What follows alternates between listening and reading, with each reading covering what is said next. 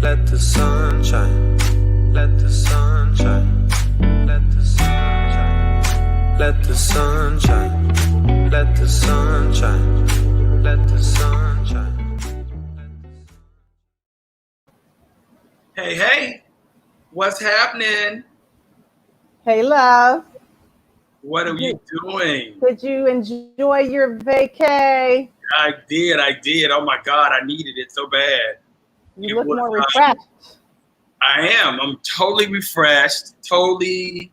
It allowed me the ability to just breathe, think, do all those things that we normally do. This is our first night on my fan page, the Charlie Lewis Show page. Yes, the Charlie Lewis Show. I'm loving it. Loving the new promo stuff. It's good. Thank you. So we have to see how everybody comes over and what it takes to get everybody over here. You know, folks don't like change, Charlie Lewis. No, they don't. They don't like change. Not like change. We sometimes go, kicking and screaming. I know. Just to the other page. That's all. Just a click. It's just a click. It's just we over here, and that's all we're gonna do. It's just be over here. But anyway, how you doing? What's going on? I'm good. I'm in a new space, and it's not because I'm working less. That's for damn sure. Can I say that on the show? For damn sure. However, my mindset is a little bit different this week. I think, I'm trying to do a better job of taking my incremental breaks and going outside, getting some vitamin D, getting up, doing my mindfulness and meditation, like I tell everybody else, drinking more water, my vitamins. So I just kind of feel like, even though there's a lot of stuff going on, I feel a little bit more rejuvenated. So I'm good. That's good. Yeah, well, people it's new, so it's going to be a minute. This show might not be like, because people are probably a little confused because if they were like me, they saw it and then they didn't pay much attention, and then I clicked it once we got on. Yeah. So did you text them and can you shot them on your old page and say, come on over? I did. Oh, okay. Yeah.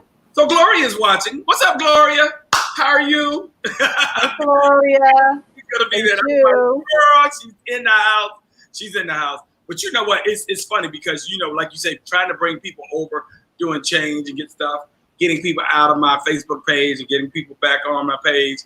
It's kind of one of those things. Like I had to do the same thing from my personal page, and I still go back and forth, but from the fan page, it took a minute. Yeah, well, it will be a minute, and it will take a minute, and they'll be over here. But anyway, let's talk. What's back there? What you told me about it? What's sparkling behind you? Oh, it's the leaves. It's just my plants. It's just. Do you have lights on them? No, it's the way technology works, and it just looks. It's illuminating. It's probably the lights from coming down, and it looks cool. I like it. Like it's all lit up. Yeah. So anyway, it's funny. So let's get into it because even though we don't have our crowd over here yet, we still have a show. And the show tonight is all about systemic racism in corporate America, which is going on right now. And it's a big thing, big topic that we are talking about that a lot of people are having to talk about. And glad to see you guys making it on over here. Hey, Megan. Hey, Gloria. Everybody's like confused. What's going on? Where you been? Lights from coming down. Oh, slow that down. And your do not disturb. So anyway, so a lot of things are happening in corporate America because a lot of companies, after the protests and everything, they wanted people to speak on behalf of all Black people. So, Gloria, welcome to the show. Thank you for following directions. She's like, trying to follow directions. What's up? It takes everybody a minute to kind of get it together and say, oh, okay, I see where Charlie's at now. I had to get everybody out of my personal page because it was too many people liking my personal page. And then this way, you can just invite everybody to the show page, and then everybody can see it without becoming becoming a friend of mine. They can just like my page. So anyway, that's what's going on. Hey, Megan. Great topic. systemic racism in corporate America and what's going on. Hey, Michelle, how are you? A lot of people, I know for me, my company wanted me to to speak, for 2 minutes on my feelings about racism and what was going on last week in corporate America. 2 minutes. 2 minutes. A whole me in 2 minutes. For 401 years. For 401 years, and for my 53 years of existence of that 401 years. So there was no way I could do that, and so I passed on that exercise. Because to me, it was about a performative gesture, and I didn't want to participate in that. What I wanted to participate was in a real conversation about what it is. Like, let's talk about the problems we've had or problems that we've seen. Then where can we go from here, and what do we need to do? So thank you guys for joining us tonight. I know it's a little cumbersome getting you guys over to my page, but thank you for being here. Y'all can all send everybody to the Charlie Lewis Show now without becoming a friend of mine. So thank you for that. Tonight we have Dr. R.G. Allen Wilson, and we're talking about systemic racism in corporate America. A lot of people are going through that right now. So hey, Tanya, what's going on? So let's just dive into it. And like I was saying, it was very hard for me to even participate in that exercise. I didn't want to participate in that exercise because that's what I felt it was, an exercise. I really wanted to have a courageous conversation about how real estate and what the diversity issues, racism in real estate, what's happening in New York, what do we have to do? Because everybody in New York City has to take a fair housing class. That's 3.75 hours. And now we have to go through another exercise because there was an expose in Long Island that they took last year. This happened in the end of 2009. It was a 3-year expose. Basically, they went into different real estate companies, went to different neighborhoods. They did Black, white, Asian, and Hispanics, and they walked through them being, through the exercise of buying a home. And they went through all parts of Long Island. They went through all of the real estate firms, and they sent out all different type of testers at that point in order to do it. And the findings were just horrific when you think of what happened in that space. So that being said, now the industry is forced to take an additional measures for fair housing. And so I wanted to have that discussion. I wanted to have the discussion of if you could just show a house without steering and have a discussion without steering, or having a discussion without letting people know that this is real, then it would be something that, it was totally upsetting to me of going through that. But now I have to spend my time going through this whole exercise for fair housing. So that being said, that was just kind of like the preference. But today we want to talk about basically 5 different lies about racial diversity in the workplace that you need to stop believing and people going through and stuff of that nature. Because I know everybody's starting to come to you with these issues and they are stressed out. So what are before we get into that, what are some of the things that you're starting to see from people in regards to our feelings? Thank you for that, Charlie. I mean, the business of being a therapist is booming these days, and understandably so, because everybody's stressed out. We are in we're in 2 pandemics, really. We're in the space of dealing with COVID-19 for the last 6 months, per se. And then we're also dealing with the fallout of that racial unrest due to systemic racism and, structural inequities and social injustices that have permeated these yet to be United States for 401 years. And so what's interesting about what I'm seeing with clients is that now people are actually giving themselves permission to have a voice in the workplace. So I say that, we're seeing the correlation between the viruses that are impacting us in the streets, but also to the suites. And even this morning when we were on quarantine talks, we do our quarantine talks every morning from 10 to 11. And we had a conversation about the super spreaders.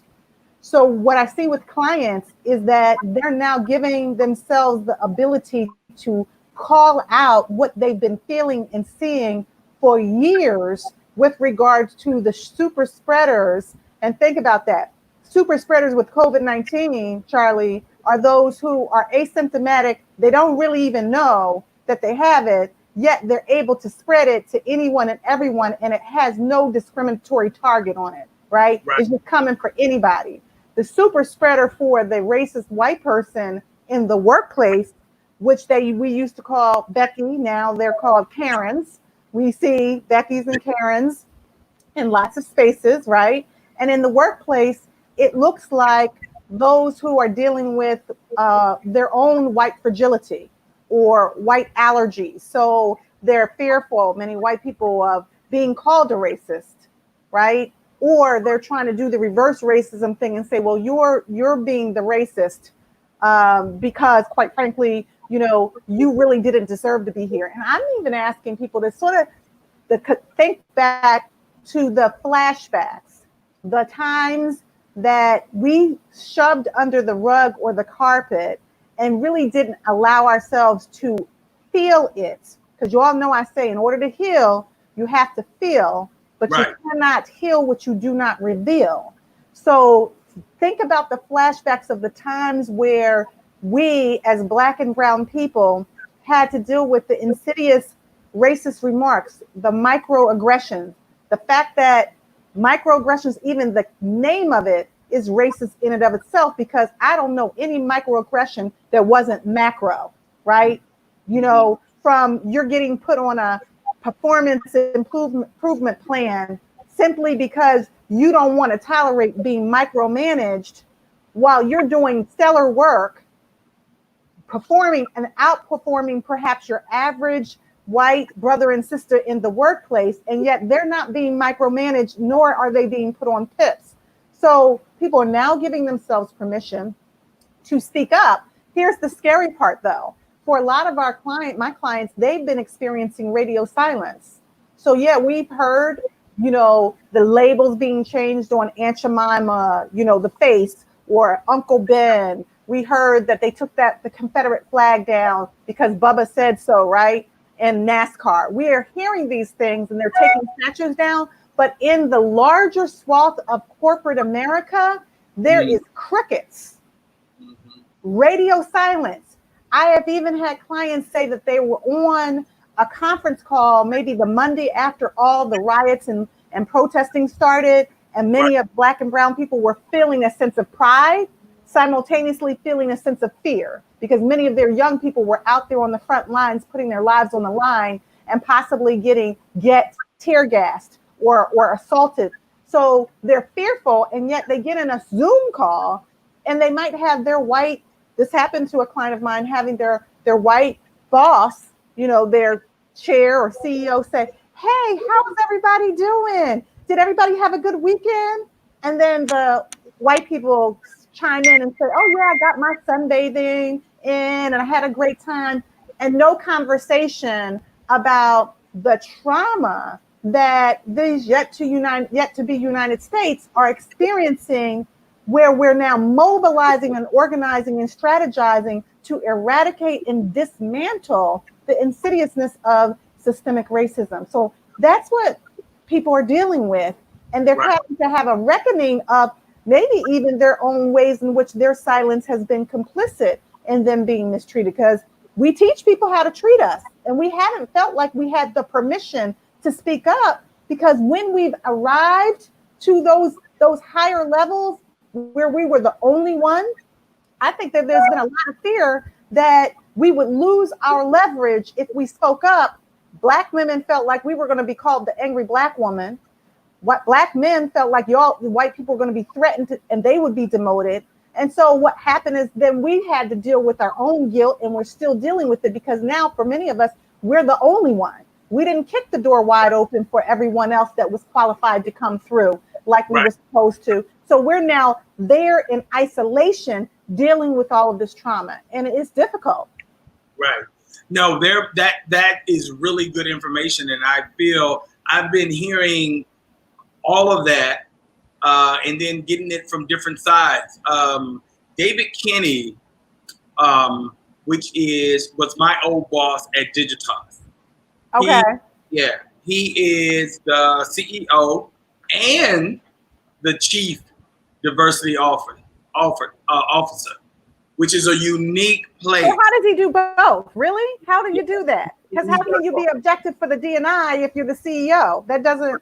That's a dichotomy there. No. The best part about it is it's perfect because all the measurements, the metrics for everyone that comes into the organization has to meet D&I requirements. So those individuals now are held responsible for making sure that their units are diverse, making sure that their performance metrics are on point, making sure that they're reaching out and seeing a diversity at the table.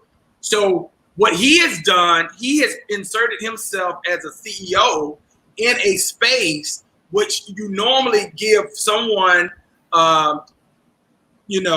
really no power, because a chief diversity officer, you really don't really affect the bottom line. It's usually where they put the black person, to say they have a senior check box on senior staff. So you can go there and then you are trying to develop programs and you're trying to give that to the CEO for them to then go down with your peers. And a lot of times it's rejected. Yeah. Because the system doesn't want to change. Right. So your chief marketing officer, your chief information officer, your chief technology officer, all of those people are not trying to hear that this is something that they need to do by an equivalent that's on their same level. So when it comes from the CEO, it's a different paradigm, and it shakes it up and it holds everybody accountable, which I think it should be done anyway. I think human resources should be human resources. D&I should, and I like his model, should be underneath the CEO, because then everybody has to hit the metrics. If y'all got any comments about that, please write in. Gloria did say those individuals gave their white colleagues a pass, but not responding to their questions with their feelings. Therefore, the white colleagues will feel that there is no issue in the work environment. So true. Well, yeah. So what Gloria is talking about is that whole also white fragility that happens when you start raising these courageous conversations in the workplace. So you have white people who don't want to be considered racist, so they remain silent and they say, I'm not safe, which is code for I don't want to talk about this, right? Because I want to maintain my unearned power and privilege. And then you have many Black people who are voiceless and they are silenced. But what I saw a sign, Charlie, on one of the protesters, which I thought was relevant for not just the streets, but the suites. And the sign simply said, silence is violence. Right. And I thought that was so appropriate, because when you have a platform like yours or mine, or some of these CEOs or people that are putting in positions of D&I believe it's a travesty if you get to that level and you then become the only person for years or decades, and you remain silent with that opportunity to have a position at the table to make it more fair and equitable. Right. Because these systems do not want to change. And just having a Black person as the head of D&I, as you were saying, is not going to get it. Quite frankly, there's a lot of white women that are head of the D&I, label, the title, and because they're saying, well, I'm a minority. But the truth is, when we're talking about diversity, we want all diversity, but the ones that don't get their seat at the table, they do not get an equitable and fair share within their structured system, are Black and brown people. So It's interesting when you have these conversations, because I don't know if you all have been in those conversations, but I certainly have when I've been at Drexel. And when you start talking about racial equity, social justice as it relates to Black and brown people, people want to shift the conversation to gender equity or Right. sexual orientation equity or economic equity. And all of those are important, but it's like saying Black Lives Matter and somebody saying all lives matter. But if all Right. lives matter, then we wouldn't have to have a hashtag Black Lives Matter. So you know what? Let's stick with that, because there was the one thing that you did say was, as opposed to having racial equity, you had gender equity. Because I believe really, and even when they label, because corporate America didn't have a lot of women in positions of power, they threw white women underneath the diversity and inclusion. So when we say D&I space, for those out there, D&I is diversity and inclusion. White women were characterized and thrown under that box. And then when you have a white woman that is head of D&I, do they really understand the breadth of bringing people in and including them and making sure that your office is diverse? Or are you just passing the torch, over to CEO and letting everybody do business as usual? So one thing I want to go back to, which David did, because he's the CEO of Nielsen Company, which is the Weather Channel and some other corporations. In his role, he implemented numerous accountability measures, including tying executive incentives to D&I contributions. He also ensured executive leader representation for every department. So every department had to make sure that it was diverse and there were metrics behind it. He set the expectations that all people managers must be active in the program, so that everybody had to be tied to, what am I doing? What are you doing? These are the things that I think you have to, if you're in a position of power, you need to go back and make sure that people are doing in your organization. And if you're not doing this, and if you aren't a part of D&I and you're not doing this, then you're not doing your job. You're really just holding space. In addition to that, he updated the company's annual performance to include personal contributions to D&I. So he made sure that whatever your performance, basically everything that you did in the company's annual performance, it was tied back to everything that you needed to do. And then also implemented an inclusion index as part of Nielsen's employee engagement survey. My girl is over there. She works for him, Sandra Simmons Williams, and she worked with him when we were at Digitas together. She went over there with him. And David has always been kind of like on the forefront. But all of this starts at the top. And a lot of these organizations, as we know today, if you are a minority, there are only 5, currently right now, there are only 5 Black CEOs that are in the workplace in corporate America. And Ursula Burns, who used to be the CEO at Xerox, she even stated that, and she even said, you know what, it was 5 when I was, and that was 6 years ago. And it's the same 5 people. So, what are you going to do?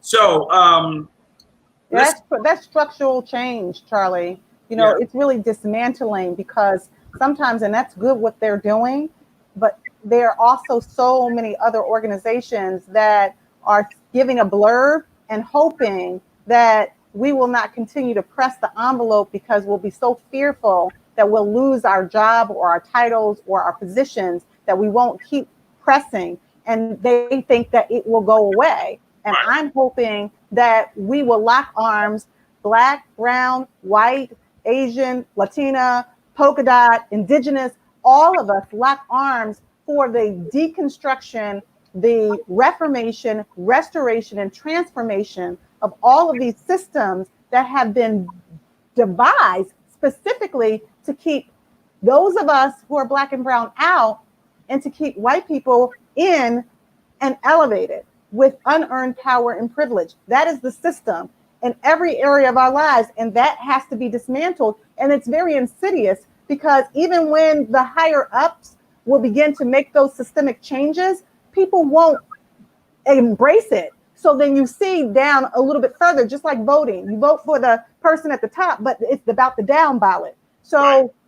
When you have these other persons that are in these positions, what they tend to do is make Black people and brown people so miserable by the micromanaging and other things that even if the numbers are slightly represented in an uptick, we're not in a space where we feel like we're welcomed. Right. And that's the hard part, you know, trying to go to work, keep things. And what's interesting, all of this is happening during COVID. So you're not in the office. This is all happening on a Zoom call. You know the personalities in the room. And so I can only imagine how you can hide behind the screen, just like now you could hide behind when you were in the office. So now it's like, what are people doing in the performance of people's work? Are they still doing this? It would be very interesting to be in corporate America. I'm glad I got out.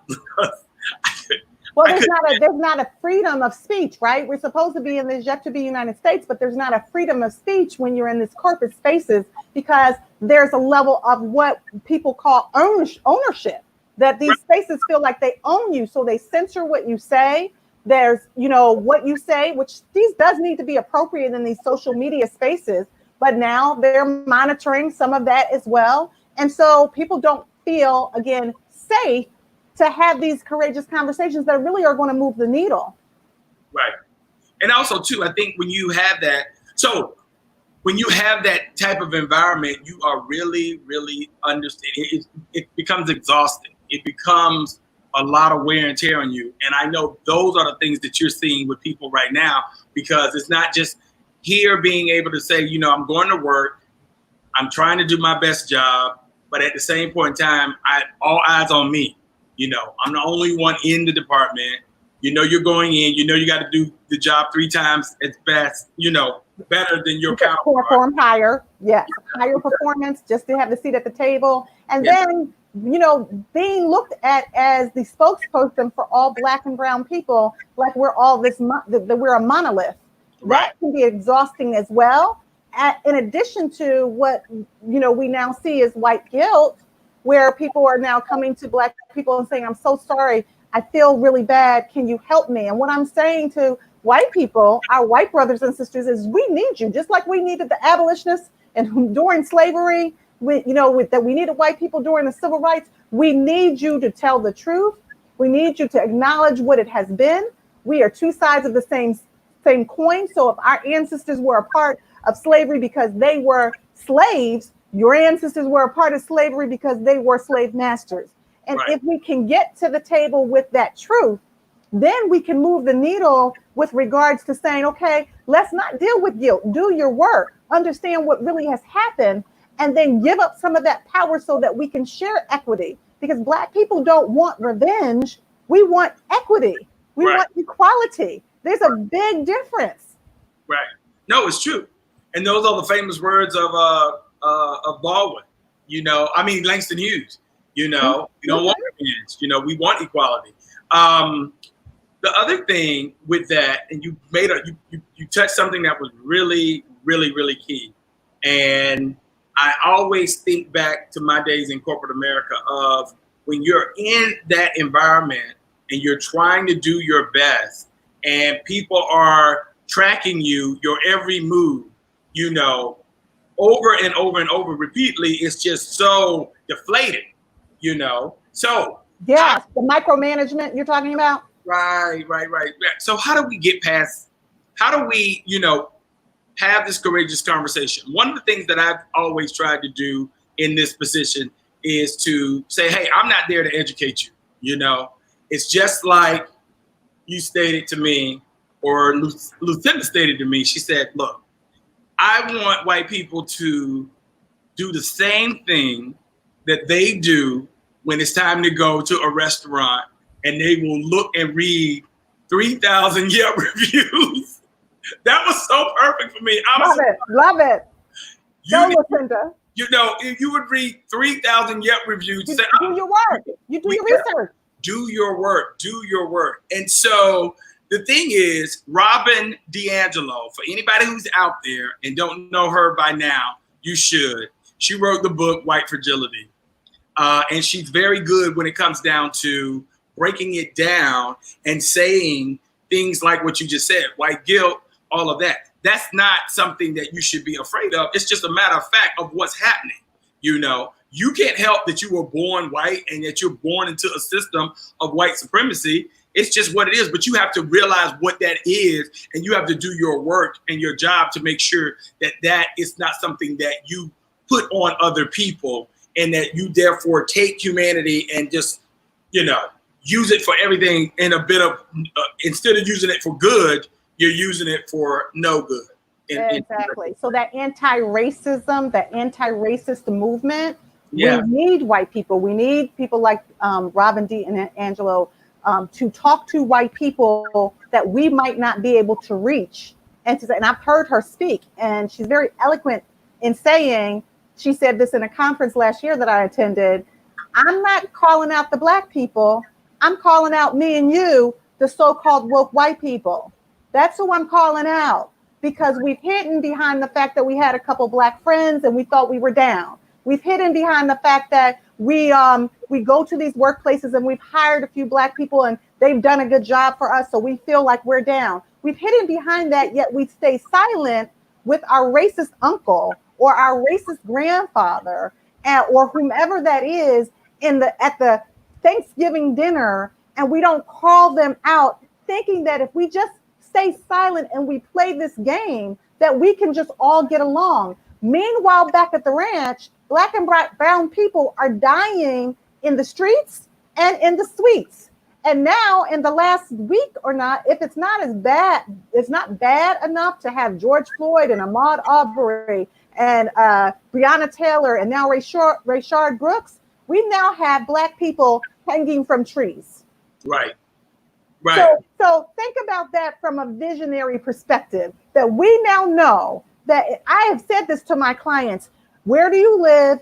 If you're taking a run, go with someone, right? Because we're in dangerous times.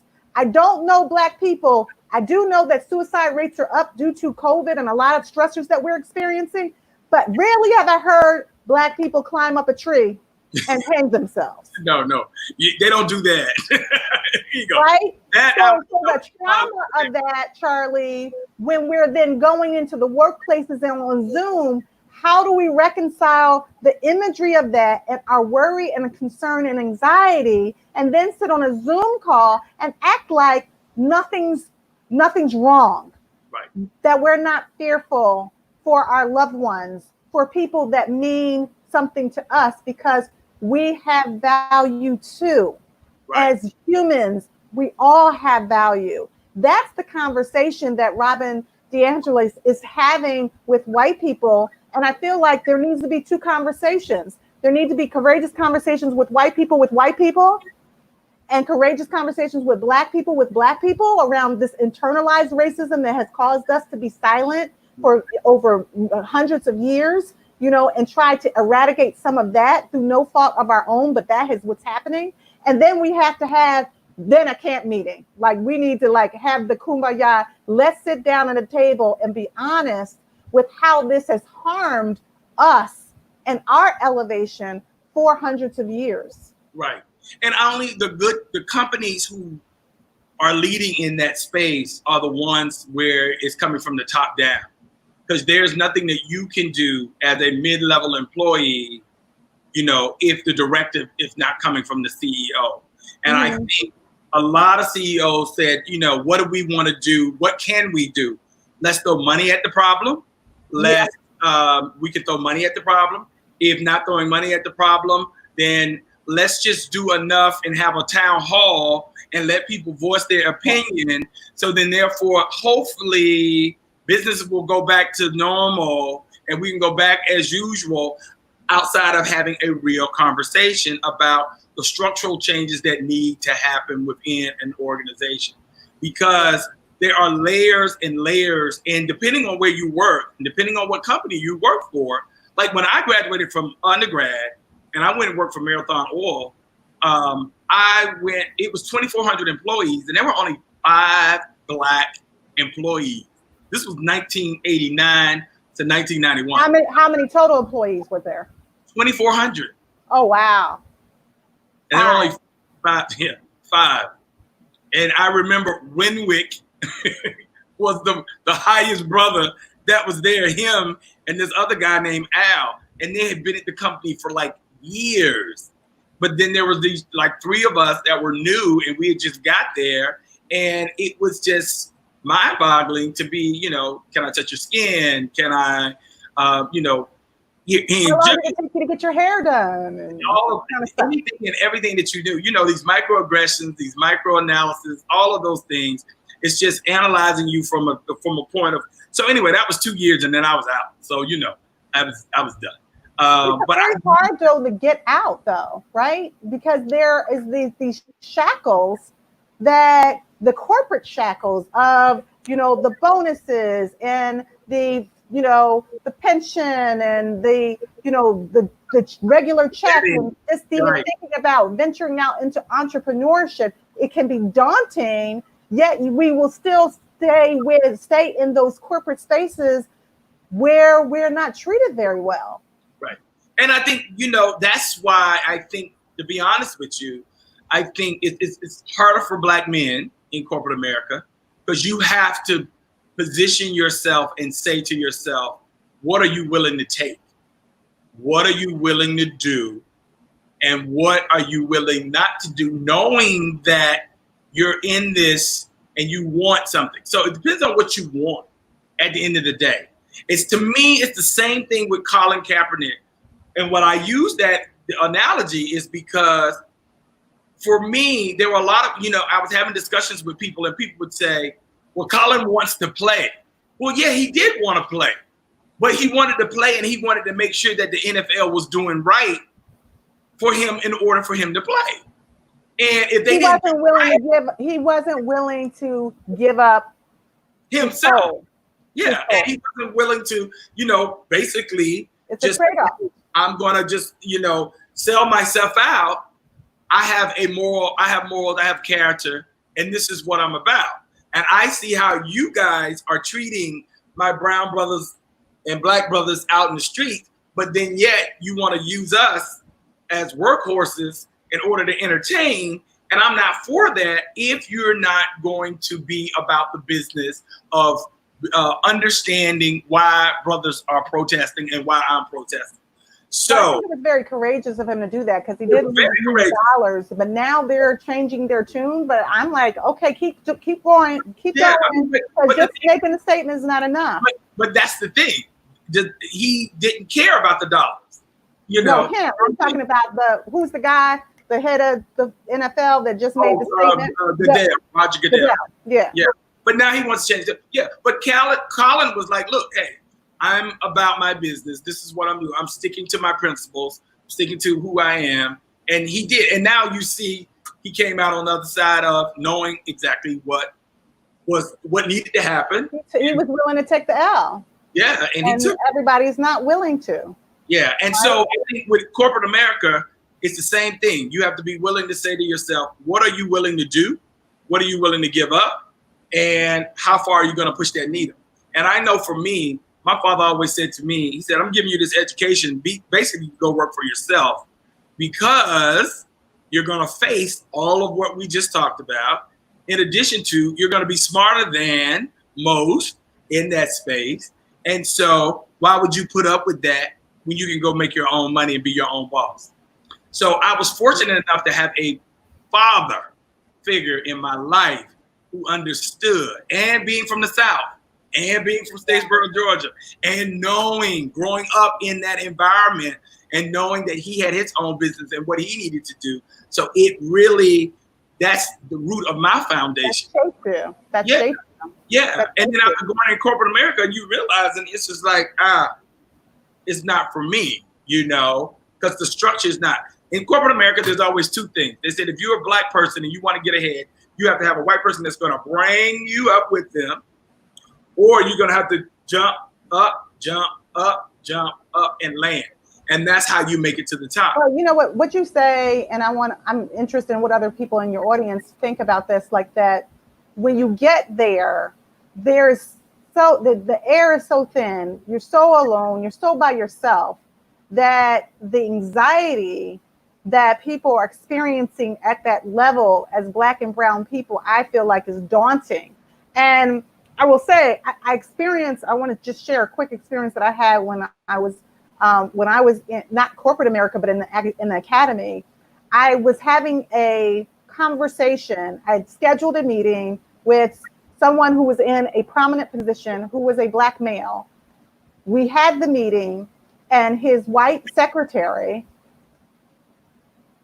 I guess, had a call for him, but instead of knocking, just opened the door in the meeting that we were having and said, you have a call for so-and-so. And he said, oh, well, let them know. I'll get back to them in 5 minutes.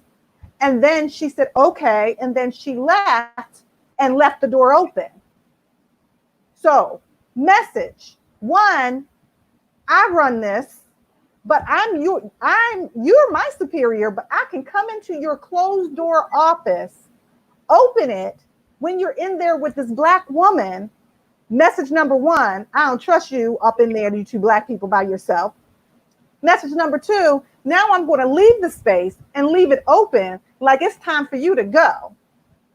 And I had a visceral reaction to that because I'm thinking, one, why didn't he check her?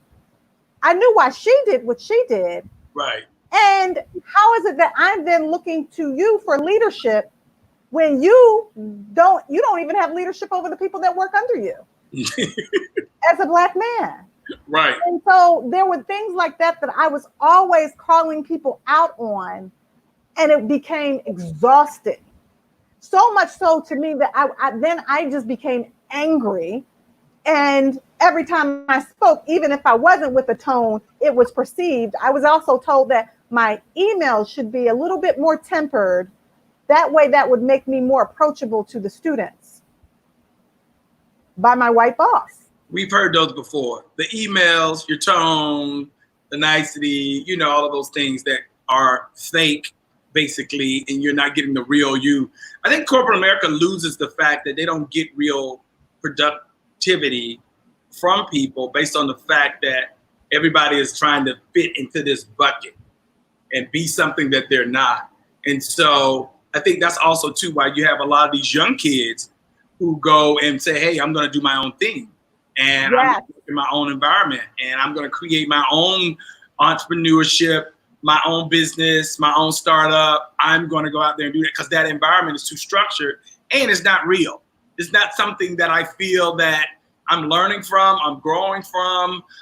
It's going to suit me well. And then plus they love, instant gratification like that anyway. So, but the bottom line is I feel there is something to that when you look at all these companies now having to restructure and refocus and rethink about what it is that they do.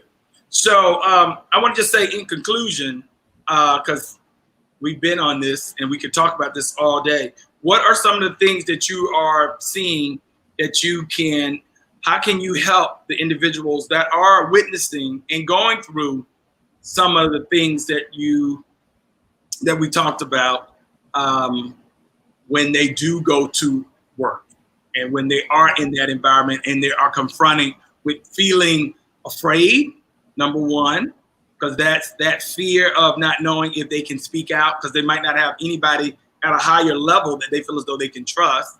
And if there is someone there, they might not know them well enough to have that conversation with them.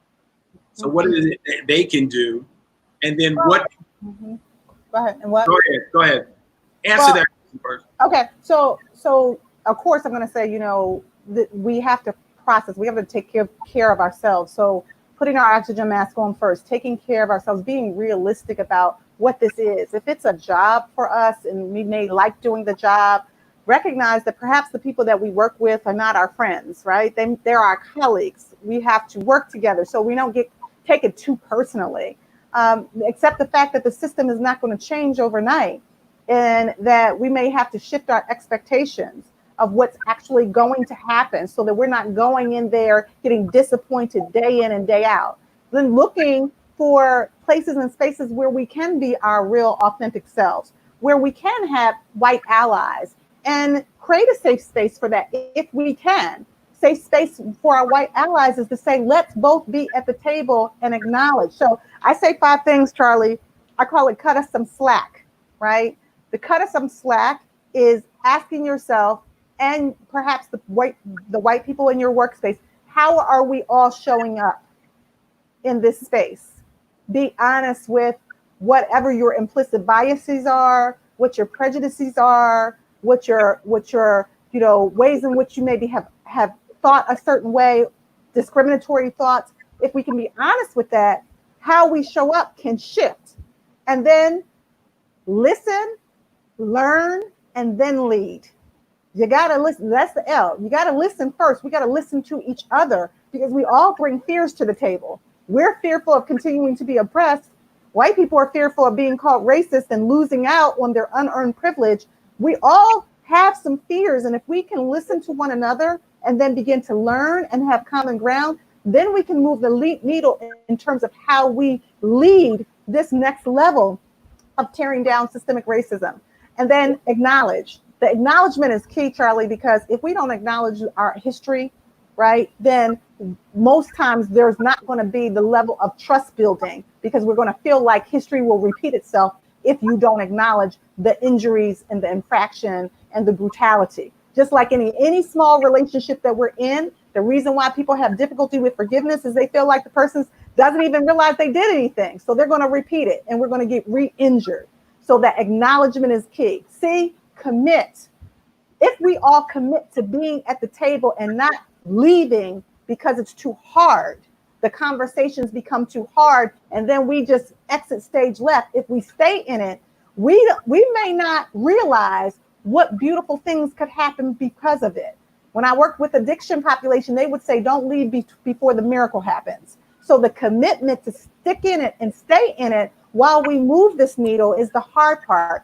And then finally, it's pretty simple.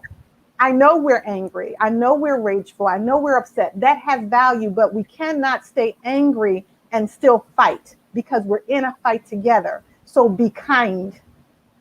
KIND. Ask yourself, are your words and your actions kind?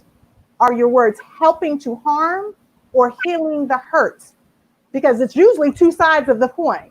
Either you're saying something that's harmful and injurious, or you're saying something that's helpful to heal and lift up. We can do that on both sides so that we can actually move the needle and then keep processing. If we don't process, then all of our emotions will either stay inside and we will implode, or it will go outside and we will explode. So we got to keep processing, whether that's journaling or therapy or just processing with a friend. You and I do it all the time on the phone, like, okay. Exactly. Let's talk, right? So that we can externalize those emotions and they don't eat us up from the inside out. Right. Well, those are wonderful tips. I love everything that you said, all about how we show up, look at our biases and prejudices that we are displaying or that are on display, and that's happening in the workforce. And then I love this part of how we show up. What are we doing? What are you doing of being able to show up and be in a safe place and let you know that? And then listen, learn, and lead. That is key. And I think that's almost like a tagline in any corporation that you're in. If anything that you want to do, if you want to have a commercial, it's listen, learn, and lead. And if you're in that industry or that vertical, that's what you should be doing. So before you speak on something, you should be listening to people of what they're doing, learning about what it is that we need to do and then lead the discussion or lead the pack and lead the way. And then acknowledgement, which is key. I love that because that is so key, knowing that, okay, who we are we who we say we are, or are we not who we say we are? Those are the things that are really, really, really key and really important. And then their commitment, that is so key. I mean, are you committed to doing this? Are you committed to actually looking at your organizational structure, really saying we need to do the work? Because I always say, just look in your room. You already know if your company is doing a great thing. You look at a picture, look at the team picture. If it's a sea of whiteness, you are not diverse. Right. Then you're like, I got a problem, And then I think what happens there, companies do it to themselves because they tend to go to the same schools. So when you go to the same schools, you're getting the same environment over. It's on repeat. It's like put water in it and stir. You know, you already know what's going on. And what happens to a lot of organizations, they don't want that newness to come in and somebody to be a disruptor, to come in and say, what the hell are y'all doing up in here? I mean, like, that's the only way to stay fresh, to stay on top of your game. And if you're really not at that kind of company, you really need to think about finding another job. And of course, it's a difficult time right now to find work, but you know, people are hiring. There are companies are still looking for jobs. I mean, people, there's a lot of shifting going on, and jobs are available. So you need to think about that. But then the last thing that you said, the last two things that you said is, you know, you're going to be angry. You know, you got to continue the fight, but also too, you got to be kind to yourself, take care of yourself, and also know that you need to have that conversation, because if you don't, then you're going to implode and explode, basically at the end of the day. So I just want to thank you, because I think that was a really great discussion. There's some other people out there, if you want to look at who's doing great work in this space. Jane Elliott, she's been doing the work for over 40 years. Tim Wise has always been doing the work as well. Thank you, Megan. Those are my, and Robert DiAngelo. And that's DiAngelo with a D-I, Angelo. Yeah. Don't forget Ken Hardy, Dr. Ken Hardy has been doing this work. That's who had her at the conference, because he does Soul Work Conference every year. And also Dr. Marlene Watson, author of Facing the Black Shadow, and she's working on Facing the White Shadow now. So those are two Black professors that are doing some really great work in that space, in the racial equity space. And I always say, you know what, people are always, there are different things. You got to do visuals. If you're on a committee, if you're thinking about how do I get these people to understand what's happening, there's film, there's videos, there's so many things that you can go to today in today's environment to really help you and show people and say, hey, you know what, I don't know if I'm saying the right words to my boss, but you know what, I want you to see this video, because this video is how I'm feeling. Well, this is what I'm thinking. You know, and it kind of gives words to someone else, because it's letting them articulate your feelings, and it's also letting your boss see, oh, is this the environment that I'm having? Right. Well, this is a each one teach one type of situation. Right. Together. Right. And together we can change the world. Mahatma Gandhi says we must be the change we wish to see in others. And I will say a lot of companies, Charlie, have been reaching out. I've been doing a lot of workshops. I've been doing a lot of group sessions, therapy sessions within corporate spaces to help them to move the needle with the courageous conversations. Because if you've never done it, just like Mel Robbins was on our show last week, talking about how to talk to white people about this conversation. And she said, my white colleagues have never done it before. Right. So you would be awkward if you haven't done anything, that learning how to ride a bike. So right. If you're open and you're willing, yes, you need to do your research, just like what Lucinda said about going to the restaurant. But once you do your research, if I shut you down, and TD Jakes said this the other day, if I shut you down as a white person, then we don't get anywhere. But if you say, hey, I've done my research, this is what I think. I may have it awkward, I may not get it right, but can we now have a conversation about where we go from here, what our next steps are, so that I can help in the process of anti-racism work and eradicating systemic racism and social inequities. That's what we want. So yeah. I'm doing a lot of those conversations in those spaces, and then also on, our quarantine talks in the morning at 10. So, people should come on over there and have the conversation, the courageous conversation in the morning as well. Definitely. And on that, we're going to end our discussion. I thank you so great. much. Yes. Love you much. And Love we'll you. see you next week. Thank you. Thanks everybody for joining us. And we'll see you tomorrow on the Charlie Lewis Show. Tomorrow I have Brian C. Williams. He's going to be talking about what the event space looks like and what the performance space looks like. Because currently right now, Broadway is shut down. He is the founder of Step Africa in DC. And he's also on the committee with the mayor of reopening DC. So we're going to have those conversations about entertainment, getting people back in the seats, and how all of that looks, because that industry is really hurting big time. So that's tomorrow's discussion. So we'll talk to you then. Until next week, I'll see you then. So good night. I love. Let the sun shine. Let the sun shine. Let the sun shine. Let